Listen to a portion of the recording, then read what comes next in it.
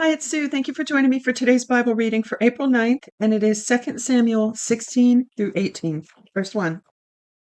When David was a little past the top, behold, Ziba the servant of Mephibosheth met him with a couple donkeys, saddled, and on them 200 loaves of bread, and 100 clusters of grapes, and 100 summer fruits, and a bottle of wine. The king said to Ziba, "What do you mean by these?" Ziba said, "The donkeys are for your king's household to ride on, and the bread and the summer food for the young men to eat, and the wine that those who are faint in the wilderness may drink." The king said, "Where is your master's son?" Ziba said to the king, "Behold, he is staying in Jerusalem, for he said, 'Today the house of Israel will restore me the kingdom of my father.'" Then the king said to Ziba, "Behold, all that belongs to Mephibosheth is yours." Ziba said, "I bow down. Let me find favor in your sight, my lord, O king." When King David came to Bahurim, behold, a man of the family of Saul's house came out, whose name is Shimri, the son of Gera. He came out and cursed as he came. He cast stones at David and at the servants of King David, and all the people and all the mighty men who were his right hand and his left. Who were on his right hand and on his left. Shimei said when he cursed, "Begone, begone, you man of blood and base fellow. Yahweh has returned on you all the blood of Saul's house in whose place you have reigned. Yahweh has delivered the kingdom into the hand of Absalom your son. Behold, you were caught by your own mischief, because you are a man of blood." Then Abishai the son of Zeruiah said to the king, "Why should this dead dog curse my lord the king? Please let me go over and take off his head." The king said, "What have I done with you, you sons of Zeruiah? Because he curses, and because Yahweh has said to him, 'Curse David.' Who then shall say, 'Why have you done so?'" David said to Abishai and to all his servants, "Behold, my son, who came out of my bowels, seeks my life. How much more this Benjamite now? Leave him alone and let him curse, for Yahweh has invited him. It may be that Yahweh will look on the wrong done to me, and that Yahweh will repay me good for the cursing of me today." So David and his men went by the way, and Shimei went along on the hillside opposite him and cursed as he went, threw stones at him, and threw dust. So David decided he wanted God to be his avenger. So he could have handled it, but he's saying, "No, I'm going to put it in God's hands and let him either vindicate me or not, either avenge me or not. I'm not going to handle it myself." He didn't want the consequences of his self-defense and the unintended consequences of that. He wanted God's results. That's a lesson learned for us today, and I've seen that principle activated in my life when I have let go of charging in and addressing a problem versus take a step back and let God handle it for me. This is when it comes to things of justice, like when I've been wronged or falsely accused or mistreated, like here, right? This also reminds me of current modern day politics. You have this man called of God, and yet you have this man coming out cursing him and protesting him, so to speak, and accusing him of whatever he heard that, the media was telling him he did, calling him a man of blood. And what did they say to him? What you did to Saul is going to come back on you. You're reigning in his place, when really God had put him in that place. He didn't put himself in Saul's throne. God put him there. All right, let me read on. So the king was saying, "Why should I deal with this cursed man? Then people are just going to accuse me for killing him. Leave him alone and let him curse, for Yahweh has invited him. It may be that Yahweh will look on the wrong done to me, and that Yahweh will repay me good for the cursing of me today." See, it's like I just feel like, if you reap what you sow, right? And I feel like if someone cuts me off in traffic, well, I've got something coming back to me from that, so do they. Every thought, word, and deed is a seed sown. And if I've had something taken from me somehow, someone's, caused me stress, I'll let God vindicate me on that, as he wills, as he sees best. And sometimes I'll say, let's say somebody does something along that same example of traffic on the road, I pray for them. The Bible says to bless those who curse you, and I'll say, like, "Lord, I just bless them, and I ask for it back in their salvation, in the form of their salvation, the currency. My reparations for that offense. I want it to come back to me in the form of that person's salvation." So that's how I execute my faith for using that principle that God has taught me. So David understood this principle. So then it says, so David and his men went by the way, and Shimei went along on the hillside opposite him and cursed as he went, threw stones at him and threw dust. The king and all the people who were with him came weary, and he refreshed himself there. Absalom and all the people, the men of Israel, came to Jerusalem, and Ahithophel with him. When Hushai the Archite, David's friend, had come to Absalom, Hushai said to Absalom, long live the king, long live the king. Absalom said to Hushai, or Hushai, I don't know how to say it, is this your kindness to your friend? Why didn't you go to your friend? Hushai said to Absalom, no, but whomever Yahweh and this people and all the men of Israel have chosen, his will I be, and with him I will stay. Remember, he's coming in as a spy now. Again, whom should I serve? Shouldn't I serve in the presence of his son? As I have served in your father's presence, so I will be in your presence. Then Absalom said to Ahithophel, give your counsel what we shall do. Ahithophel said to Absalom, go into your father's concubines that he has left to keep the house. Then all Israel will hear that you are abhorred by your father. Then the hands of all who are with you will be strong. So they spread a tent for Absalom on the top of the house, and Absalom went in to his father's concubines in sight of all Israel. The counsel of Ahithophel, which he gave in those days, was as if a man inquired at the inner sanctuary of God. So was all the counsel of Ahithophel, both with David and with Absalom. Moreover, Ahithophel said to Absalom, let me now choose 12,000 men, and I will rise and pursue after David tonight. I will come on him while he is weary and exhausted, and will make him afraid. All the people who are with him will flee. I will strike the king only, and I will bring back all the people to you. The man who you seek is as if all returned.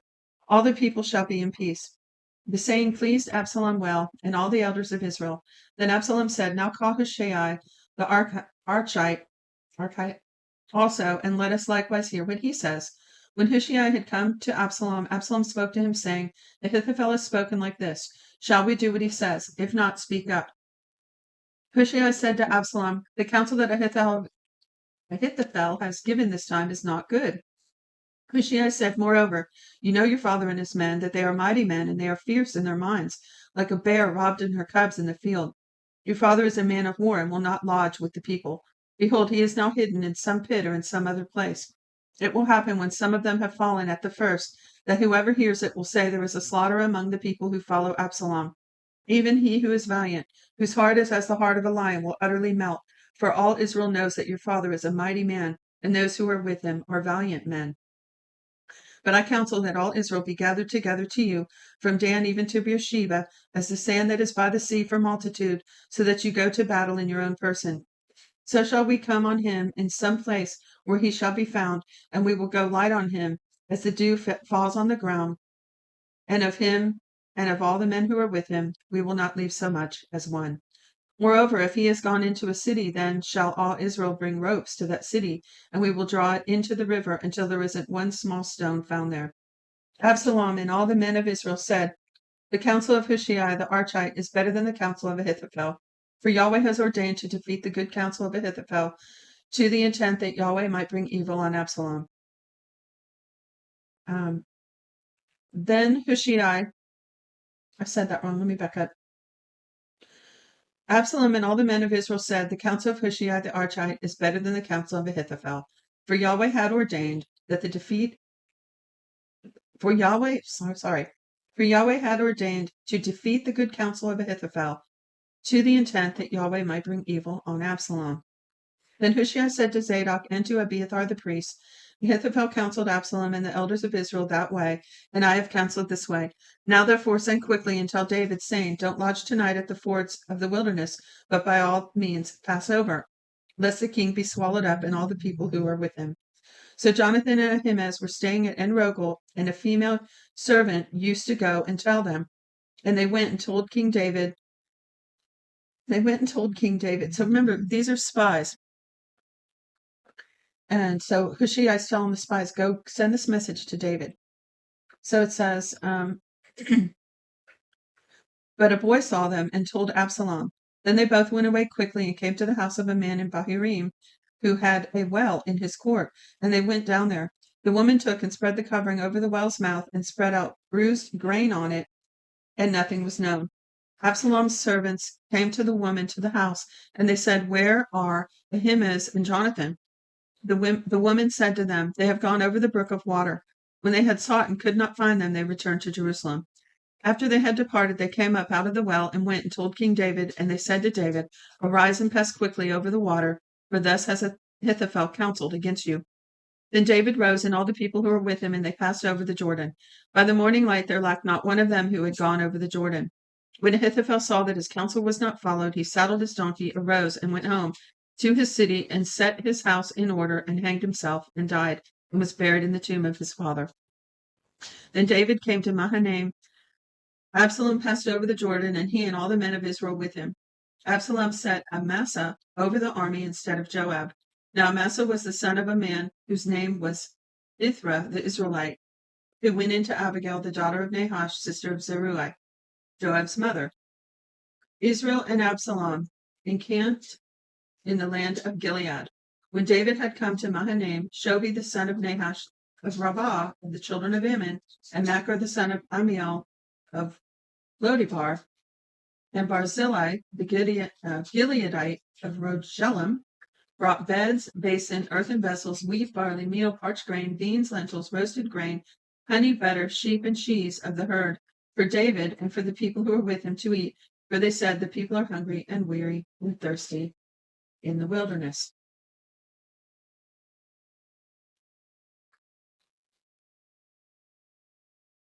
I was trying to regain a thought that came to my mind, but I don't have it.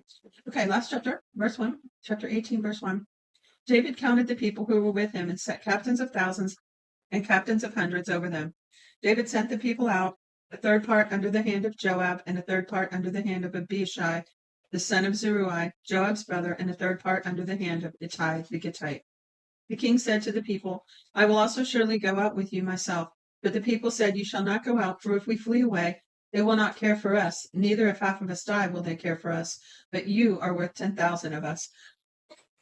Excuse me. Therefore now it is better that you are ready to help us out of the city." The king said to them, "I will do what seems best to you." The king stood by the gate, and all the people went out by hundreds and by thousands. The king commanded Joab and Abishai and Ittai, saying, "Deal gently for my sake with the young man, even with Absalom." All the people heard when the king commanded all the captains concerning Absalom. So the people went out into the field against Israel, and the battle was in the forest of Ephraim. The people of Israel were struck there before David's servants, and there was a great slaughter there that day of 20,000 men. For the battle was there spread over. Excuse me, so sorry. The battle was there spread over the surface of all the country, and the forest devoured more people that day than the sword devoured. Absalom happened to meet David's servants. Absalom was riding on his mule, and the mule went under the thick boughs of a great oak, and his head caught hold of the oak, and he was taken up between the sky and the earth, and the mule that was under him went on. A certain man saw it, and told Joab, and said, "Behold, I saw Absalom hanging in an oak." Joab said to the man who told him, "Behold, you saw it, and why didn't you strike him there to the ground? I would have given you 10 pieces of silver and a sash." The man said to Joab, "Though I should receive 1,000 pieces of silver in my hand, I still wouldn't stretch out my hand against the king's son. For in our hearing the king commanded you and Abishai and Ittai, saying, Beware that no one touch the young man Absalom. Otherwise, if I had dealt falsely against his life, and there is no matter hidden from the king, then you yourself would have set yourself against me." Then Joab said, "I am not going to wait like this with you." He took 3 darts in his hand and thrust them through the heart of Absalom while he was yet alive in the middle of the oak. 10 young men who bore Joab's armor surrounded and struck Absalom and killed him. Joab blew the trumpet, and the people returned from pursuing after Israel. For Joab held the people back. They took Absalom and cast him into a great pit in the forest and raised over him a very great heap of stones. Then all Israel fled, each to his own tent. Now Absalom in his lifetime had taken and reared up for himself the pillar which is in the king's valley. For he said, "I have no son to keep my name in memory." He called the pillar after his own name. It is called Absalom's monument to this day. Then Ahimaaz, the son of Zadok, said, "Let me now run and carry the king's news, how Yahweh has avenged him of his enemies." Joab said to him, "You must not be the bearer of the news today, but you must carry news another day. Today you must carry no news, because the king's son is dead." Then Joab said to the Cushite, "Go, tell the king what you have seen." The Cushite bowed himself to Joab and ran. Then Ahimaaz, the son of Zadok, said yet again to Joab, "But come what may, please let me run after the Cushite." Joab said, "Why do you want to run, my son, since that you will have no reward for the news?" "But come what may," he said, "I will run." He said to him, "Run." Then Ahimaaz ran by the way of the plain and outran the Cushite. Now David was sitting between the two gates, and the watchman went up to the roof of the gate to the wall and lifted up his eyes and looked and beheld a man running alone. The king said, "If he's alone, there is news in his mouth." He came closer and closer. The watchman saw another man running, and the watchman called to the gatekeeper and said, "Behold, a man running alone." The king said, "He also brings news." The watchman said, "I think the running of the first one is like the running of Ahimaaz, the son of Zadok." The king said, "He is a good man and comes with good news." Ahimaaz called and said to the king, "All is well." He bowed himself before the king with his face to the earth and said, "Blessed is Yahweh your God, who has delivered up the men who lifted up their hand against my lord the king." The king said, "Is it well with the young man Absalom?" Ahimaaz answered, "When Joab sent the king's servant, even me, your servant, I saw a great tumult, but I don't know what it was." The king said, "Turn aside and stand here." He turned aside and stood still.